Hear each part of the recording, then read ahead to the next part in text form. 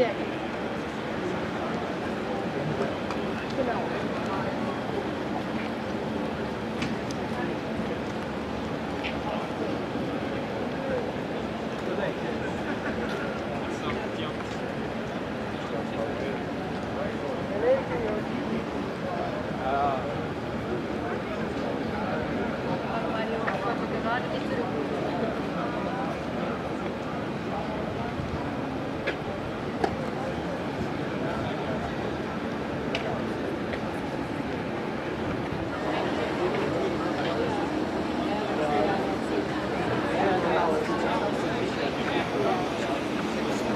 Weil wir halt im Vortrag gesagt, die DLRG-Bundesgeschäftsstelle ist ja in der Region, also wir haben sozusagen einen Vorteil, wenn man so will.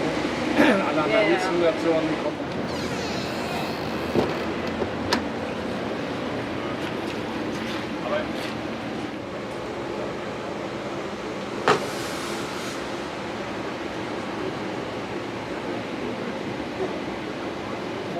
Ja. Ja, das sind ja per Flosse und ja. Aber